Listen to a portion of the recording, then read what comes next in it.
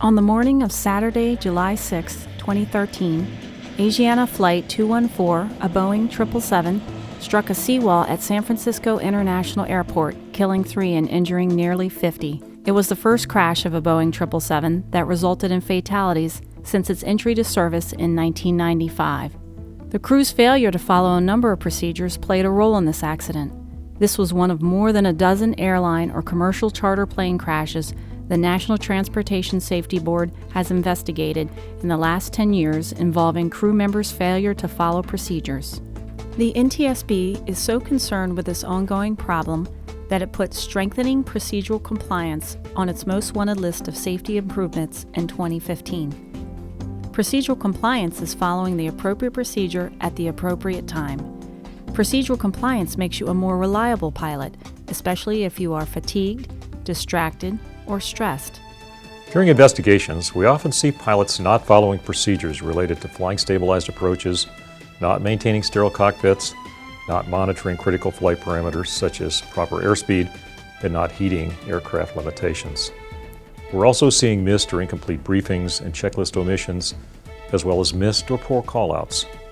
The NTSB has made recommendations that would strengthen compliance by ensuring that air carrier procedures are adequate, that air carriers adequately train pilots on those procedures, and that crews follow the procedures.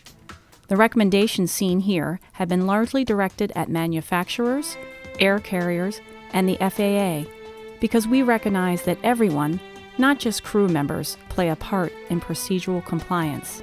Let's take a closer look at these common deviations from procedures using examples from some of the crashes the NTSB has investigated. First, procedures related to flying a stabilized approach. A number of breakdowns in procedural compliance occurred in Asiana, the foremost of which was the failure to follow a stabilized approach and go around.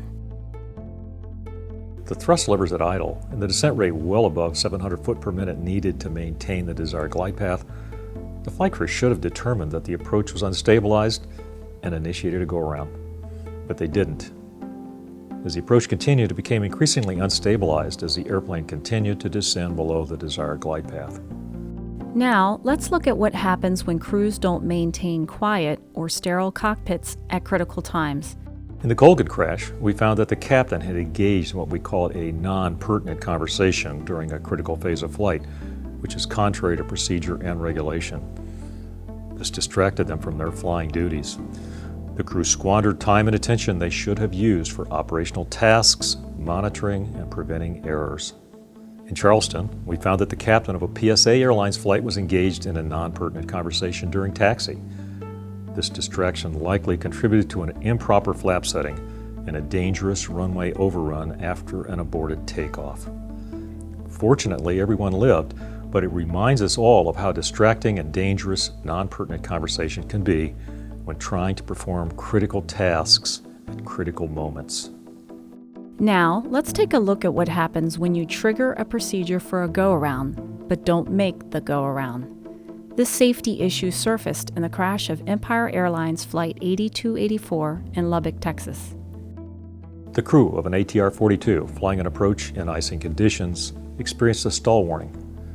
The inexperienced first officer allowed the airspeed to decrease while the captain was troubleshooting a malfunction. Company procedures required them to recover from the stall and at that point to conduct a go-around. Instead, the captain chose to continue the descent. He did so even though the first officer asked if she should go around. The airplane descended into the ground short of the runway and was substantially damaged.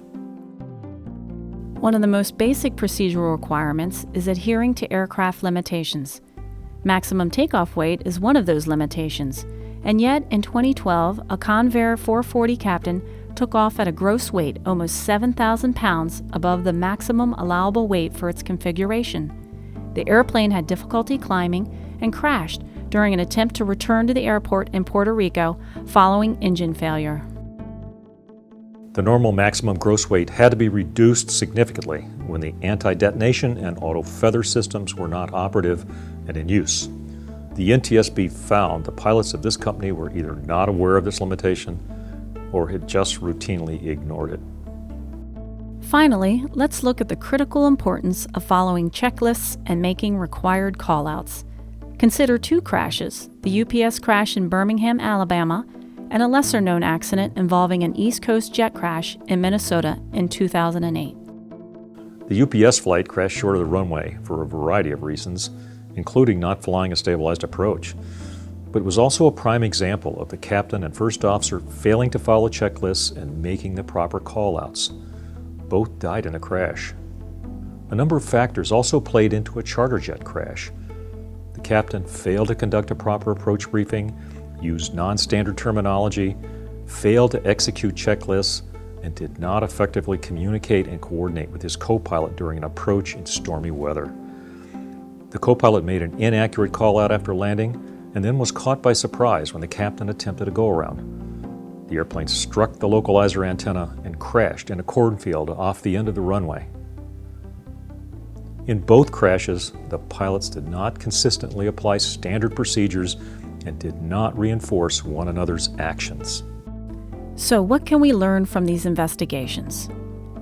Procedures are put in place to minimize variations in our performance and to increase human reliability. When we fail to follow our SOPs, we lose a valuable barrier that could help prevent errors which may come about when we are tired, distracted, stressed, or inattentive. Indoctrination and training is critical in order to establish a commitment to standardization. When companies and pilots do not consistently apply and reinforce standard operating procedures, deviation becomes common and crews begin to accept deviations as normal. Without real commitment, it becomes easy for crews to skip tasks like completing briefings, reading and doing checklists verbatim, and making accurate and valid callouts.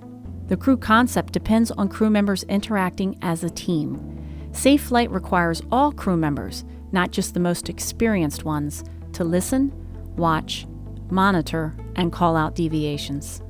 In this video, we have shown you a few examples of accidents caused by crews not following procedures. The question is, why do crew members sometimes fail to follow procedures?